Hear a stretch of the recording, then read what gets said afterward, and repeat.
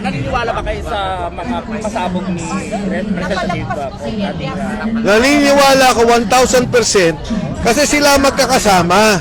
Si Saldico, pinili nila yon. Hindi ka pwede maging Committee on Appropriations Chairman ng Kongreso kung hindi pumayag ang Pangulo. Pinili yan ni Martin Romualdez, pinili ng Pangulo at ibinoto nila. Maski naman ang Speaker hindi ka magiging Speaker kung hindi ka kakampi ng Presidente. Ngayon, 3 taon, sinindikato nila yung pondo. Nung una, pinoproteksyonan nila si Saldi. Di ba? Nung una, sinasabi nila, walang nakawan. Nung nagsalita na ngayon, na sinasabi, ito na, sa'yo ko dineliver yung pera, sinisiraan na naman nila. Kakampi na naman daw ni Duterte. Ako wala akong pakialam sa Duterte, Marcos, o anumang politika. Ang akin, nung nagsalita si Gutesa at sinabi niya yung delivery ng pera, doon ako una na napasama dito. Di niyo ako narinig, hindi ako nagsasalita.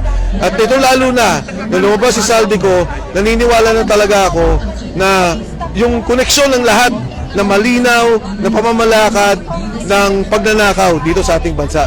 Sir, kasi sabi walang saysay yung kanyang pasabog. Bakit hindi niya ito panunusaan? Anong advice nyo kay Representative ko? Wala yun, ang dali-dali nun. Pupunta ka lang ng consulate dun Papa-notarize mo lang Baka na naman sabihin nila, peke yung notaryo pagdating dun. Pero the fact na nag-video tong taong to, madali na lang yung notaryo. Madali na lang yung pagpapatunay dito. Yung hiling na bumalik siya sa bansa para harapin yung mga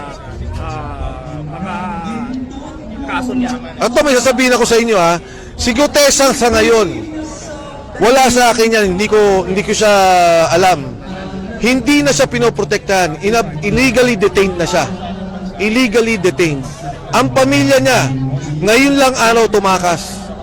Kasi pinapalibutan na. Matapos magsalita ni Saldico na totoo yung sinabi ni Gutesa. Si Paul Estrada at yung asawa nabugbog dahil gusto na mag-witness. Ngayon dinala ng Chile. Ang sabi ng babae, meron daw mga katungkulan yung mga nagbabantay. Ang sabi pa nga, NBI. Paano kung lalabas kung ganito ang sitwasyon? Na ang mismong kalaban mo, ang puwersa ng armado ng estado ng gobyerno. Hindi ko sinasabi mo sa mga pulis. Sigurado ko mga pulis galit na rin sa nangyaring nakawan. Pero may mga ilang sangay o individual na gamit sila para patahimikin at kitilin itong ganitong pagsasalita sa katotohanan. Anong dapat gawin ni Saldico? Magsalita mo na siya, ipanotaryo niya.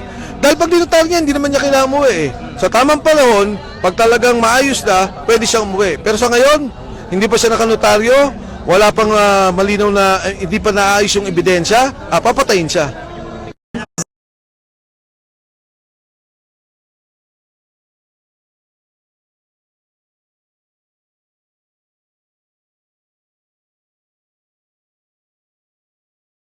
I am not a Filipino for nothing. I did what I had to do. And whether you believe it or not, I did it for my country.